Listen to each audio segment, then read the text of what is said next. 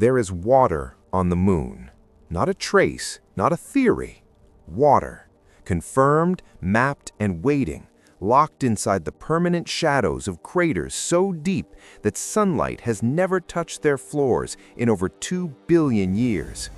And what NASA found beneath the surface of the Lunar South Pole is not just scientifically extraordinary, it is civilization-changing.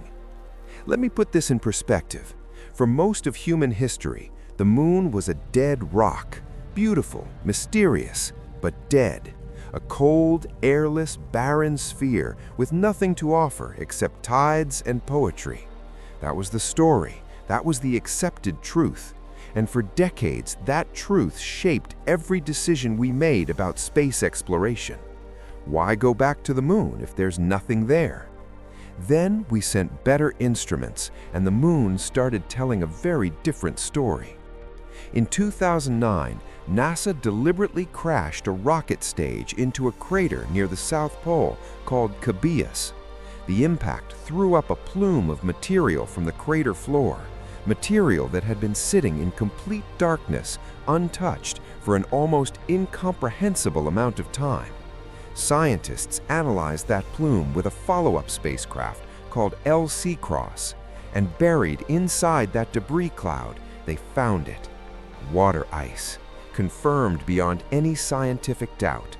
But that was just the beginning, because the more we looked, the more we found, and what the data started revealing about what lies beneath that frozen, shadowed terrain is something that will make you question everything you thought you knew about the moon, about Earth, and about where we came from. The Lunar South Pole sits at the edge of a geological masterpiece of coincidence and cosmic history. The craters there, some of them ancient beyond comprehension, are called permanently shadowed regions. The angle of the moon's orbit means that certain crater floors receive absolutely zero direct sunlight, zero, for billions of years. These places are colder than the surface of Pluto. We're talking about temperatures dropping below -250 degrees Celsius. At those temperatures, volatile compounds, water, carbon dioxide, ammonia, methane, do not evaporate. They freeze, they accumulate, they stay. And they've been staying there since the early solar system. Think about what that means. The material sitting at the bottom of those craters could be billions of years old. It could be a frozen chemical record of the early solar system, preserved in a natural deep freeze that no laboratory on Earth could ever replicate. Scientists are not just excited about water for drinking or rocket fuel. They're excited because that ice could tell us where water on Earth came from. It could tell us whether the same comets and asteroids that delivered volatiles to the moon also seeded our oceans. It could help answer one of the biggest questions in planetary science: how did Earth become a water world? And then there's the deeper question, the one that nobody is saying loudly, but everybody in the scientific community is thinking. If the moon has that much preserved chemistry, that much complex volatile material locked in stable, cold traps, what are the odds that some of those compounds include the organic precursors to life? Not life itself, not alien microbes under the lunar surface, but the raw chemistry, the building blocks, amino acid precursors, carbon chains, organic molecules delivered by the same comets that scientists now believe may have helped spark biology on Earth. The moon may not be dead at all. It may be a freezer, a 4 billion-year-old cosmic freezer holding the ingredients. And in 2024 and 2025, NASA's instruments, including data from the Lunar Observatory Orbiter and new surface analysis, started revealing something even more unexpected. The ice is not sitting in a thin layer on the surface, it goes down. It's stratified, layered. Different depths contain different compositions, suggesting multiple delivery events across geological time. The moon has been accumulating this material in waves, each wave corresponding to a different period of bombardment, a different era of solar system history. What is buried under the south pole of the moon is essentially a geological library, a record written in ice. And here's what should keep you watching this until the very last second. NASA is not studying this from a distance anymore. The Artemis program, despite its setbacks and delays, is targeting the South Pole specifically. Humans are going there, and what they find when they dig, when they drill, when they actually put instruments into that frozen ground in person could rewrite textbooks, not update them, rewrite them. Stay with me, because what I'm about to show you goes much deeper than water. Let us talk about what the data actually looks like. Because when people hear NASA found water on the moon, they picture puddles, or maybe a thin frost on some rocks. The reality is so much stranger and so much more interesting than that.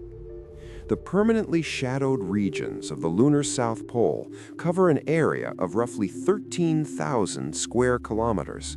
That is roughly the size of Connecticut. And within those regions, scientists now estimate there could be anywhere between 100 million and 1 billion metric tons of water ice. Those numbers are hard to hold in your mind, so let me give you a comparison. The Great Salt Lake in Utah, one of the largest lakes in the Western Hemisphere, holds roughly 19 billion tons of water. The Lunar South Pole could hold somewhere between 1/10 and 10% of that volume, locked in darkness on a world with no atmosphere, 384,000 kilometers from Earth. That is not a trace, that is a reservoir. But the ice is not evenly distributed, and it is not sitting neatly on flat ground, waiting for someone to pick it up. The terrain of the South Pole is some of the most rugged on the entire moon. The craters there are ancient impact basins, some of them kilometers deep, with walls so steep and dark that even our best orbital cameras have struggled to image them directly. The Shackleton crater, one of the most studied targets for future missions, is about 21 kilometers wide and more than 4 kilometers deep. Its rim is actually one of the most sunlit places on the moon, almost perpetually in sunlight, while its floor has not seen a single photon of sunlight in over 1 billion years. That contrast, brilliant light at the rim, absolute darkness at the floor, is what makes the South Pole so extraordinary and so strange. You could theoretically stand on the rim of Shackleton in sunlight and look down into a darkness so complete and so cold that it defies imagination. And down there, just a few hundred meters below you, is ice, ancient ice, waiting. The layering of that ice is what is making scientists most excited right now. Data from neutron spectrometers and radar instruments suggests that the ice is not a uniform block. It is stratified, meaning it was deposited in layers at different times. Some of that ice may date back to the late heavy bombardment, a period roughly 3.9 billion years ago, when the inner solar system was being pelted by an extraordinary number of asteroids and comets. Other layers may be much more recent, deposited by smaller impacts and cometary outgassing over the past few 100 million years. This is crucial because each layer is a timestamp. Each layer tells a story about what was happening in the solar system at a specific point in time. Scientists can potentially read the ice like a core sample drilled from Antarctic ice on Earth, except instead of reading Earth's climate history, they would be reading solar system history. The chemistry of each layer, the isotopic ratios, the trace organics could give us a picture of how the inner solar system evolved over billions of years that we simply cannot get from any other source. Now here's where it gets even more interesting. The ice is not the only thing down there. When L.C. Cross analyzed the debris plume from the Cabeus impact, water was the headline. But buried in the data were other compounds that barely got mentioned in the news cycle. Carbon monoxide, carbon dioxide, ammonia, methane, ethylene, hydrogen sulfide, sulfur dioxide. These are not just random chemicals. These are volatile organic compounds. Many of them are the exact kinds of molecules that chemists believe were present in the early Earth environment before life began. Some of them are direct precursors to amino acids under the right chemical conditions. The Moon, it turns out, has been collecting and preserving complex chemistry for billions of years. And the implications are staggering. The comets and asteroids that delivered water to the Moon's cold traps, they also delivered organic molecules. If those molecules have been preserved in the same deep freeze as the ice, then the Lunar South Pole is not just a resource for future astronauts, it's a chemical time capsule from the dawn of the solar system. Opening that capsule carefully, analyzing it layer by layer, could tell us things about the origin of life's building blocks that we've never been able to determine before. This is why the Lunar South Pole is not just a destination, it's arguably the most scientifically valuable location in the entire inner solar system outside of Earth itself. And NASA knows it, which is why what they're planning next is unlike anything we've attempted before. Let us go deeper, because the ice and the organics are the part of this story that gets reported. What gets almost no coverage is the subsurface structure of the South Pole tells us about the Moon's geological history and, by extension, about Earth's. The Moon and Earth formed together. Most planetary scientists today support the giant impact hypothesis, the idea that roughly 4.5 billion years ago, a Mars-sized body called Theia collided with the proto-Earth in a cataclysmic impact. The debris from that collision coalesced into the Moon, which means the Moon is, in a very real sense, made of Earth. The two worlds share a common origin, a common chemistry, and a common early history. But while Earth has been geologically active ever since, plate tectonics constantly recycling and destroying the surface record, the Moon froze in place. It kept its history.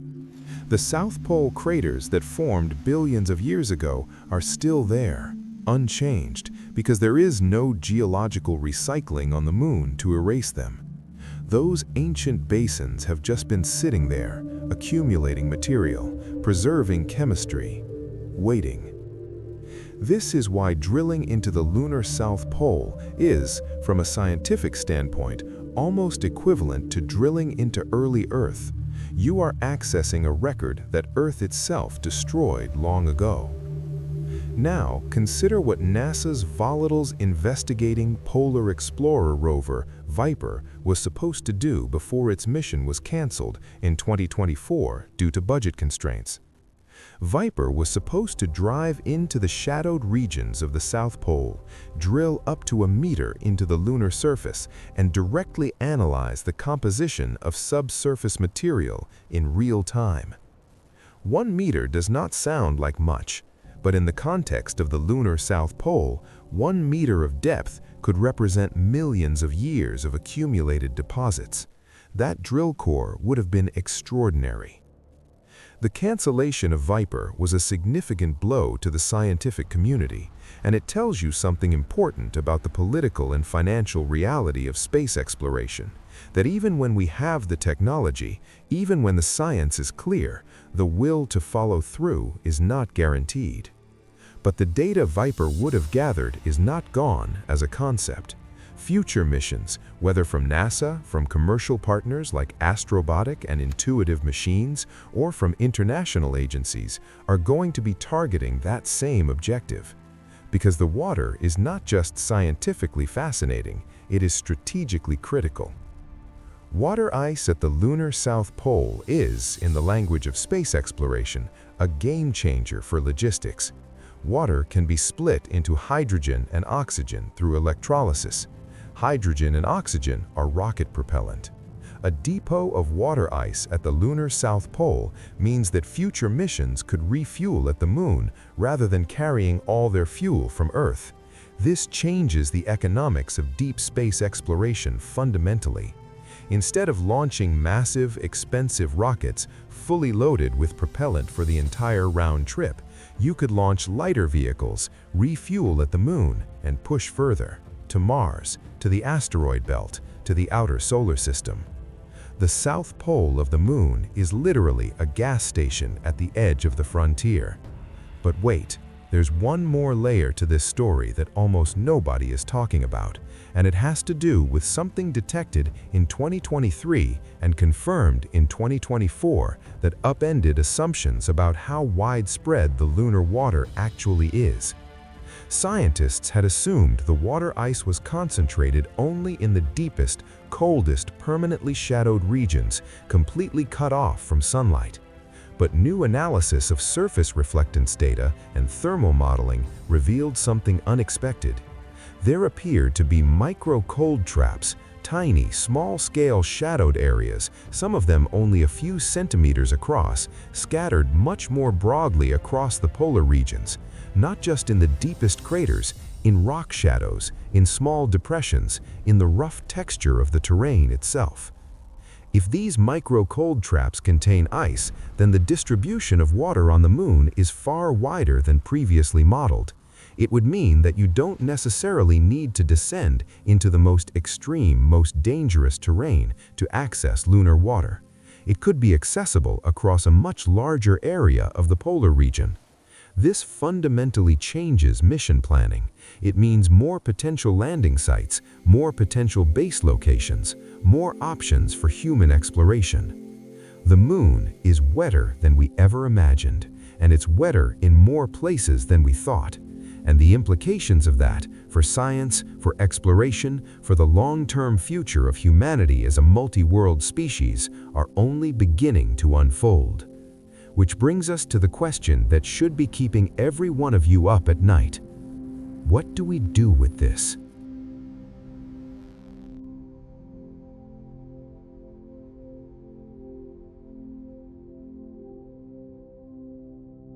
Here is the honest truth about what NASA found at the lunar South Pole, stripped of all the technical language and political framing.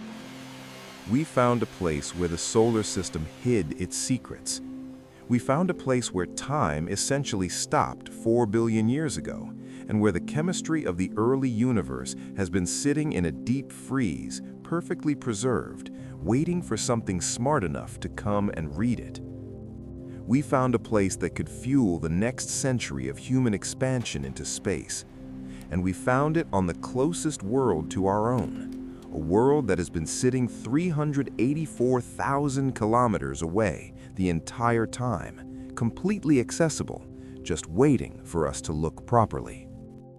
The lunar South Pole is not a destination on the way to somewhere more interesting. It is one of the most important places in the solar system, full stop. And the timeline of what happens next is accelerating faster than most people realize. Intuitive Machines has already demonstrated that commercial landers can reach the Moon. India's Chandrayaan-3 landed near the South Pole in 2023 and confirmed the presence of sulfur and other elements in the soil, the first in-situ confirmation of surface chemistry in that region. China's lunar program is aggressively targeting the South Pole with both robotic and eventual crewed missions. The race to establish a permanent presence at the South Pole is not hypothetical. It is underway right now. NASA's Artemis program, despite schedule delays and budget pressure, is still aimed at landing humans near the South Pole. If and when that happens, it will be the most significant moment in the history of space exploration since Apollo 11, not because of the spectacle, but because of what the astronauts will find when they actually drill, analyze, and directly examine what has been locked in that darkness for billions of years. We have orbiters and spectrometers and radar. They tell us the ice is there. They tell us it is layered. They tell us it contains complex chemistry. But there is a limit to what remote sensing can tell us. The next step, the definitive step, is putting human hands and human instruments directly into that terrain, taking samples, reading the chemistry layer by layer. And when that happens, every assumption we are currently making will either be confirmed or overturned. That is how science works, and that moment is coming. But here is what I want you to sit with after this video ends, because this is the part that I think gets lost in all the discussion about rocket fuel and mission logistics and geopolitical competition. The water at the lunar South Pole may have been delivered by the same comets that delivered water to Earth. The organic molecules preserved alongside that ice may be the same types of molecules that were present on early Earth before life began. The chemical record frozen in those crater floors could help us understand, for the first time with actual physical evidence, how life's building blocks arrived on our planet. We have been asking the question of where we came from as long as we have been capable of asking questions. We have looked at fossils, at genetics, at geology, at the chemistry of life itself. But the deep answer, the answer about where the raw ingredients came from before life existed, has always been just out of reach.